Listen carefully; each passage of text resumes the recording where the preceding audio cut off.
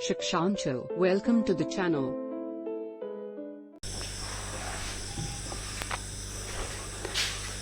नमस्कार बच्चों, कैसे हैं आप लोग।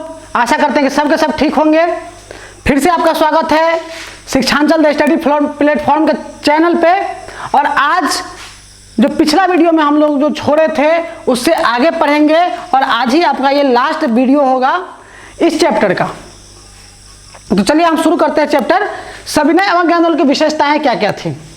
देखो इस बार जो है सो लोग न केवल असहयोग कर रहे थे, हाँ साथ ही साथ वो भी सारे कानून तोड़ रहे थे जो उनके खिलाफ थे।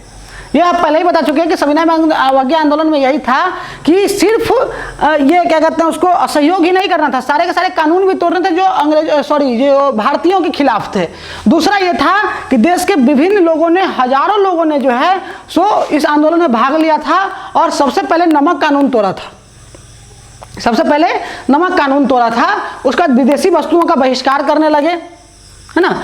किसान टैक्स देने से मना कर दिया, चौकीदारी जो टैक्स लग रहा था उनका, चाहे जो जमीन पे जो लगान लगता था उसको देने से मना कर दिया पूरी तरह। उसके बाद जो वनों में रहने वाले जो लोग थे उन्होंने वन कानून का उल्लंघन करना शुरू कर दिया था। उन्होंने वन कानूनों का उल्लंघन करना शुरू कर दिया था। ये सब जो था सो कुछ विशेषताएं थी सविनय अवज्ञा आंदोलन के। अब जो है सो थोड़ा सा आगे चलते हैं हम लोग कि सविनय अवज्ञा आंदोलन में महिलाओं की क्या भूमिका थी। देखिए मैटर यह है कि सिंपल बात समझिए कि कोई भी देश तब तक विकास नहीं कर सकता है जब तक वहां के महिलाओं का योगदान जो है सो उसके क्या कहते हैं उसके देश में ना हो। जब तक महिलाओं का योगदान नहीं होगा तब तक कोई भी देश जो है सो डेवलप नहीं कर सकता है। ये बात को गांठ मान कर रख लीजिए। और इसके पीछे का सबसे बड़ा कारण ये है कि किसी भी देश में नॉर्मली 50% महिलाएं होती है ना। महिलाओं का जनसंख्या कितना होता है, नॉर्मली 50% पक्का होता है। तो आप अगर सिर्फ पुरुष ही कर रहे हैं वो काम, चाहे कोई भी काम कर रहे हो, और महिलाएं 50% बैठी हो, तो देश आपका जो 50% पॉपुलेशन है देश का, किसी भी देश का, वो तो ऐसे ही बैठा हुआ है। तो उसको तो ऐसे ही खिलाना पिलाना पड़ रहा है, तो वो तो वेस्ट जा रहा है ना वो रिसोर्स। तो उसी तरीके से आंदोलन में भी होता है कि जब महिलाएं आती है तो वो आंदोलन में ज्यादा प्रभाव पड़ता है। और यही बात यहाँ भी हुआ था सविनय अवज्ञा आंदोलन में कि औरत जो है सो बहुत बड़ी संख्या में गांधी जी के नमक कानून को सपोर्ट कर रहे थे।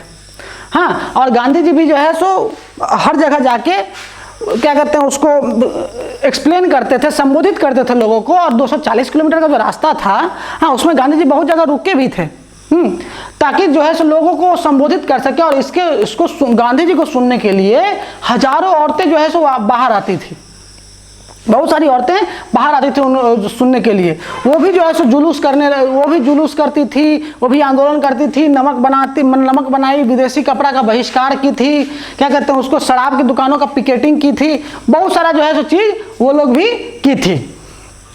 उसके बाद कई महिलाएं जेल भी गई थी, बहुत सारी महिलाएं ऐसी थी जो जेल भी गई थी। उसके बाद जो ग्रामीण क्षेत्र की औरतें थी, भाई साहब प्रो लेवल का देशभक्ति का डिवोशन था उन लोगों का।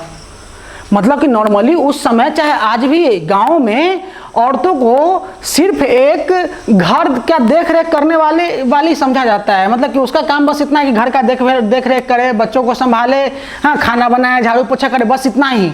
लेकिन इन लोगों में जो राष्ट्र का सेवा का जो ये डिवोशन था, समर्पण था, वो अलग लेवल था। वो घर का दायित्व से ज्यादा पवित्र दायित्व राष्ट्र की सेवा को मानती थी, जो कि सही चीज थी, है ना, जो कि सही चीज था कि वो लोग घर के दायित्व से ज्यादा राष्ट्र के सेवा को अपना पवित्र दायित्व मानती थी। ये इतना प्रो लेवल का समझ सकते हो आप कि आज से 100 साल पहले का औरतों का थिंकिंग कितना बढ़िया रहा होगा, है ना, कितना बढ़िया था उस समय का सोच। जब हमारा समाज एक कंजर्वेटिव समाज हुआ करता था, उस समय औरतें घर से बाहर नहीं निकल पाती थी। और उस समय अगर ये औरतें सोच ली कि हमको देश का सेवा करना है, भाई साहब प्रो लेवल का, है ना, एकदम प्रो लेवल का थिंकिंग है उन लोगों का।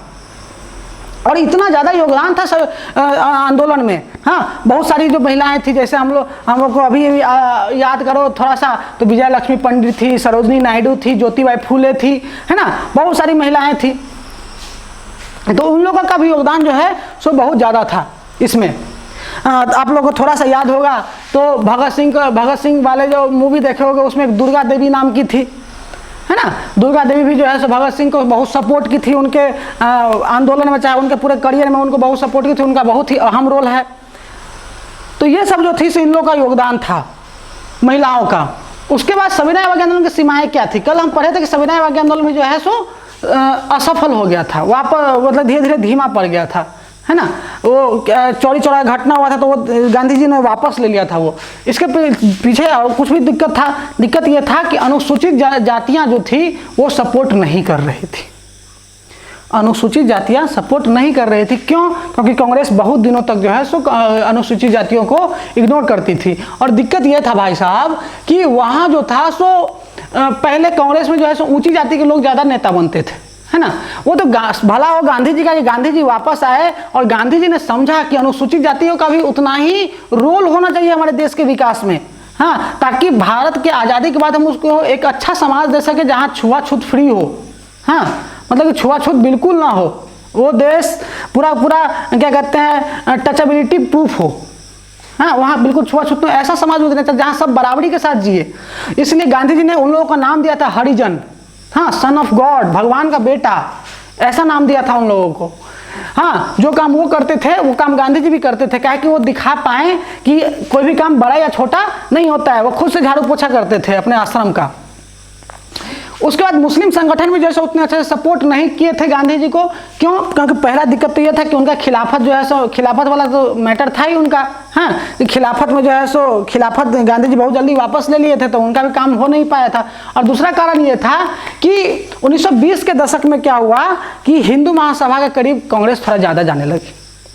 हिंदू महासभा से कुछ ज़्यादा ही कांग्रेस अटैच होने लगी थी। इसलिए जो है क्या कहते हैं हिंदू मुस्लिमों ने सपोर्ट नहीं किया था। उसके बाद दोनों समुदाय के बीच जो था सो कुछ ना कुछ थोड़ा सा संदेह और अविश्वास का मैटर बना हुआ था, हाँ, दोनों समुदाय के बीच थोड़ा संदेह और अविश्वास का मैटर बना हुआ था। कोई किसी पे विश्वास नहीं कर पा रहा।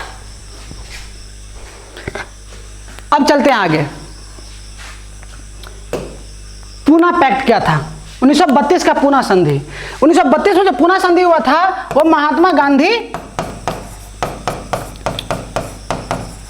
और अंबेडकर जी के बीच में हुआ था, हाँ, बाबा साहेब भीमराव अंबेडकर जी के बीच में हुआ था। इसमें यह मैटर था कि जो भी अनुसूचित जाति के लोग हैं उनको चुनाव लड़ने के लिए एक पार्टिकुलर रिजर्व सीट मिले।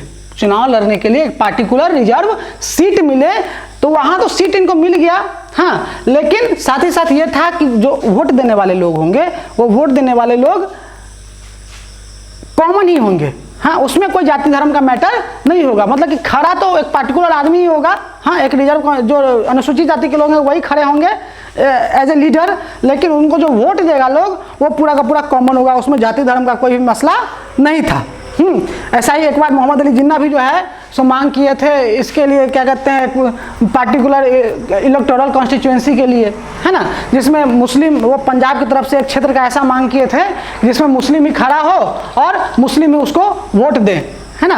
लेकिन इस बात को नहीं माना गया था क्योंकि इससे जो है देश में अनेकता की भावना आती है। अब मान चलो कि कोई मुस्लिम ही वहाँ का रिप्रेजेंटेटिव बन गया और मुस्लिम उसको वोट देगा, तो अगर वहाँ पे माइनॉरिटी में थोड़ा सा भी हिंदू है तो उसके साथ जो है सो ज्यादती हो सकती है, उसके साथ कुछ ना कुछ अत्याचार का डर बना रहेगा, हाँ। और दूसरा दिक्कत ये था कि जो भाई अभी का माहौल कैसे चल रहा है कि अभी जो हमारे नेता हैं जो उनको वोट दिया जाता है उनको ज़्यादा फायदा होता है ना, तो उस समय भी हो सकता था ये दिक्कत। इसलिए जो है इस बात को सिरे से खारिज कर दिया गया था कि चलिए रिजर्व कॉन्स्टिट्यूएंसी तो होगा लेकिन रिजर्व लोग नहीं होंगे, लोग पूरे के पूरे कॉन्स्टिट्यूएंसी के ही होंगे, समझ गए। ऐसा था। तो पूना पैक्ट में भी ऐसा ही था कि अनुसूचित जातियों को सीट तो आरक्षित कर दिया गया, अनुसूचित जातियों का सीट आरक्षित कर दिया गया, लेकिन वो पूरा का पूरा कॉन्स्टिट्यूएंसी, वोटर कॉन्स्टिट्यूएंसी आरक्षित नहीं किया गया। वोटर जो है सब पूरा का पूरा कॉमन हो सकते हैं, ऐसा तब बनाया गया था रूल।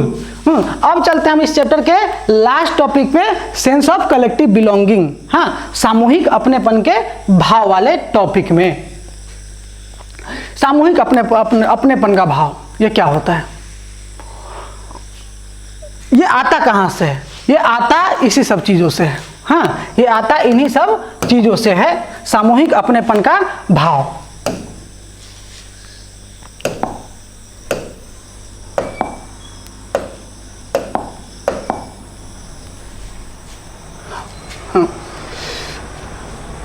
सबसे पहला चित्र व प्रतीक।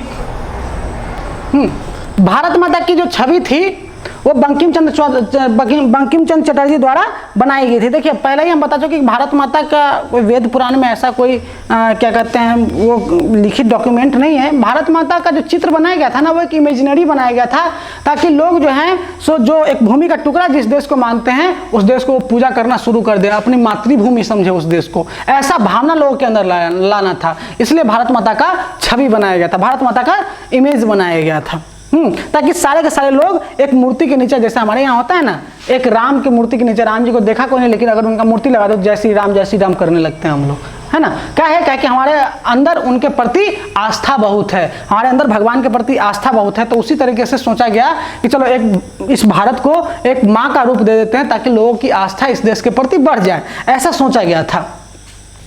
उसके बाद लोक कथाएं, अलग अलग जगह घूमकर जो राष्ट्रवादी लोग थे अलग अलग जो घूमकर अलग अलग कहानियों का संग्रहण करते थे और फिर जाकर सुनाते थे सबको, ताकि अपने अतीत के बारे में लोग जान सके। हम पहले ही बता चुके कि भारत में उस समय जो है ना सब एक तो गरीबी थी लेकिन ज़्यादातर लोग पढ़े भी लिखे भी नहीं थे। आप लोग को जान के आश्चर्य होगा कि 1921 के जनगणना के अनुसार भारत में मात्र 8% लोग पढ़े हुए थे, 8% ओनली। 8% लोग सिर्फ पढ़े हुए थे, पढ़े लिखे थे, क्या कहते हैं 1921 में। तो उस समय क्या होता था कि लोगों को पढ़ने तो आता नहीं रहता, लोगों को सुनाया जाता था, नाटक करके दिखाया जाता था देश के क्या कहते हैं कुछ ना कुछ टॉपिक पे, हाँ, जिसको नुक्कड़ नाटक कहते हैं, नाटक करके दिखाया जाता था, गाना सुनाया जाता था, गीत सुनाया जाता था, मतलब किसी भी तरीके से उनके अंदर राष्ट्रवाद की भावना को जगाना था, ये असली मोटिव था। उसके बाद है चिन्ह प्रतीक, है ना, चिन्ह। ये सबसे बेस्ट एग्जाम्पल है तिरंगा झंडा, है ना। 1905 के स्वदेशी आंदोलन जो हुआ था बंगाल में, उस समय भी तिरंगा झंडा था, लेकिन उस समय तिरंगा झंडा का कलर अलग अलग था, हरा, पीला और लाल था, जिसके बीच में 8 कमल के फूल थे, है ना। लेकिन 1921 तक आते आते महात्मा गांधी जो है सो फिर से उसको रीडिजाइन किए, 3 ही कलर था, लेकिन वो कलर 3 अलग अलग था, सफेद, हरा, लाल रंग, ये मिला के जो है सो तिरंगा तैयार किया गया और बीच में चरखा था, समझ गए, बीच में क्या था, चरखा था बीच में। देखो कोई भी झंडा हो, लेकिन जब हम एक तिरंगा के नीचे खड़े होते हैं ना तो वो उसके अंदर जो है सो एक अलग प्राउड का फीलिंग आता है। भले ही आप हिंदू हो, मुस्लिम हो, सिख हो, ईसाई हो, किसी भी धर्म को बिलोंग करते हो, किसी भी रिलीजन से आते हो, आप किसी भी जाति से आते हो, लेकिन जब तिरंगा फहराता है तो हमारे अंदर एक प्राउड का फीलिंग आता है। और ये फीलिंग, जो फीलिंग आपके तिरंगा के अंदर आता है, बाकी किसी भी झंडा में नहीं आ सकता, चाहे वो हिंदू का झंडा हो, चाहे वो मुस्लिम के धर्म का झंडा हो, बाकी किसी भी झंडा में नहीं आ सकता। जितना बेस्ट फीलिंग जो है सो हमको तिरंगा झंडा के नीचे खड़े होकर रहने में लगता है। तो यही एक फीलिंग लाना था लोगों के अंदर, भावना लाना था। उसके बाद इतिहास की पुनर्व्याख्या। देखो आप लोग हनुमान जी वाला कहानी सुने होंगे थोड़ा सा, नहीं सुने तो थोड़ा सा याद दिलाया था कि जब समुद्र के पास हनुमान जी गए तो उनके अंदर वो पोटेंशियल था कि वो समुद्र पार कर सकते, लेकिन उनको पता नहीं था कि हमारे अंदर ये ताकत है। वो डर रहे थे, उनके अंदर कॉन्फिडेंस नहीं था। तब जामवंत ने जाके उनको अपना पास्ट याद दिलाया कि बउआ आप हैं पवन पुत्र के आदमी, पवन पुत्र के बेटे हैं आप, हाँ पवन के बेटे, हवा के बेटे हैं आप ये समुद्र तो क्या इस दुनिया को एक बार चक्कर लगा के आ सकते हैं, इतना ज्यादा पोटेंशियल है आप में। गांधी जी के अंदर जो कॉन्फिडेंस था, जो मोटिवेशन था, गांधी जी के अंदर किसने भरा था, जामवंत ने, उनको उनका पास्ट याद दिला के। और जब एक बार गांधी जी कह रहे हैं हनुमान जी के अंदर, हाँ हनुमान जी के अंदर जो है तो किसने भरा था वो कॉन्फिडेंस, जामवंत ने वो कॉन्फिडेंस भरा। और जब एक बार उनको याद आ गया अपना पास्ट, तब क्या किए, फट से जो है सो वो 400 योजन का जो समुद्र था उसको एक छलांग में पार कर गए। और उसके बाद का तो कहानी पता है, पूरा का पूरा लंका जो है सो आराम से एकदम तहस नहस करके मस्ती में चले आए, है ना। तो वो पास्ट याद दिलाया जाता है लोगों के अंदर, जो भावना जागृत करने के लिए पास्ट याद दिलाया जाता है। लोगों के अंदर भावना जागृत करने के लिए क्या होता है कि पास्ट याद दिलाया जाता है उसका, ताकि आप अपने ऊपर जो है अपने भारतीय होने पर गर्व करें, उस देश के होने पर गर्व करें। उसके बाद आया गीत, जैसे वंदे मातरम। वंदे मातरम जो गीत आया था ये 1870 के दशक में जैसे बंकिम चंद्र चटर्जी लिखे थे, और यह गीत स्वदेशी आंदोलन बंगाल में जो हुआ था ना उसमें बहुत ज़्यादा फेमस हुआ था, वंदे मातरम आप लोग को याद होगा, वंदे मातरम सुजलाम सुफलाम मलयज शीतलाम मातरम शस्य श्यामलाम मातरम वंदे मातरम, ऐसा आप लोग को याद होगा। पहले जो स्टेट बोर्ड की जो बुक्स आती थी उसका जो कवर पेज होता था उसके अंदर वाले पार्ट पर जो है सो वंदे मातरम लिखा होता था। आप लोगों को याद होगा राष्ट्रीय गीत हमारा वंदे मातरम है और राष्ट्रगान क्या है, हमारा जन गण मन है, जो किन के द्वारा लिखा गया है, श्री रविन्द्रनाथ टैगोर जी के द्वारा लिखा गया है, ये है ना, ये लिखा मतलब कि क्या कहते हैं राष्ट्रगान लिखा गया है। आपका चैप्टर यहीं पे समाप्त होता है, समझ गए, आपका चैप्टर यहीं पे समाप्त होगा। कोई भी डाउट हो तो आप पूरा का पूरा फुल एपिसोड एक बार देख लें, और उसके बाद कोई भी डाउट होता है पूरा 4 पार्ट देखने के बाद तो आप कमेंट सेक्शन में जाके क्वेश्चन पूछ सकते हैं, हम बताने के लिए हमेशा रेडी रहेंगे।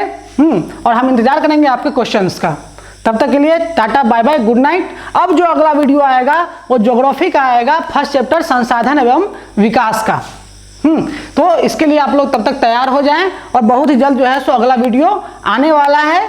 और ये तब तक इसको जो है सो आप अच्छे से पढ़ें, और कोई भी डाउट हो तो आप पूछ सकते हैं। तब तक के लिए गुड नाइट।